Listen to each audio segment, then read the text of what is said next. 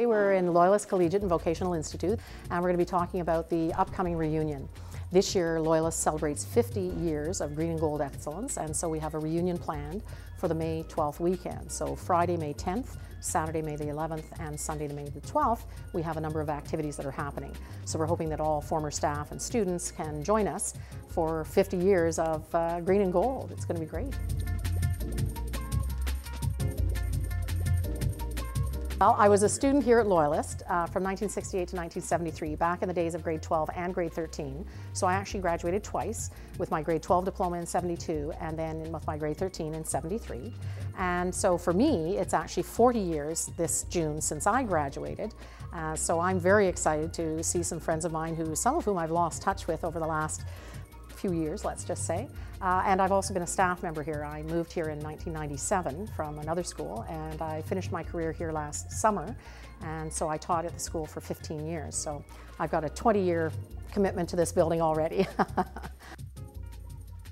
My name is Brandon Villeneuve. I am the co-president of LCVI Student Council Ecclesia. That's an elected position. And this is my victory lap. I graduated LC last year, but I've returned for a 5th year to pursue a wider range of courses.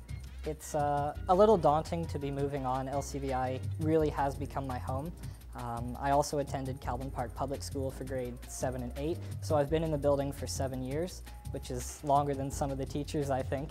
And I have seen a lot of changes, but it's always been a place where a student can be themselves and be accepted by different groups. Everyone, of course, has a core group of friends, but one of the great things I find about LC is that all of these groups can get along well together and work well together. And that's been a great thing for me, working with and developing friendships outside of my own friend group. I live out of the LCVI region, so I would have been going to KCVI, but the thing that attracted me to LCVI was the advanced placement program. I've always been a high achiever, and I liked how the advanced placement program could challenge me in new ways and could help me learn things that I wouldn't necessarily get from a normal high school environment. So coming here, I've definitely felt that. I've definitely been challenged throughout my education. LCVI really encourages students to go beyond what's expected, whether in athletics, in art, in community service, and academics. So it's really an all-around great place to be. What I find very exciting, quite often in a classroom, you never really know kind of how you're affecting someone, you're doing your thing. And I've been a math and drama teacher, and the last 15 years at LC, I've been mostly a math teacher. And you have a different relationship with a math teacher than you do with an English or a drama teacher, to say the least. And I find quite often you don't know until years later what effect you may or may not have had on an individual. I'll bump into somebody on the street and they'll say, oh, I remember this, that, or the other about your class. And I'll think, oh, I had no idea that that was the effect it had. I had one woman came back to my retirement actually last June and said that she became a teacher, a math teacher, because of me. And at the time, I mean, she was a lovely kid and we got on very well and so on and so forth. And off she went to university and came back and sort of said hello a couple of times, but that was about the extent of it. And all of a sudden I find out that she has a career path that is very similar to mine, and she's now 10 years into her career, so it's not just a year or so ago. So that's somebody I taught 14 years ago. Teachers here have always been really helpful and are happy to commit time outside of normal classroom hours to help you learn new things. For instance, for the AP program, we have after-school calculus sessions to help get us ready for the exams.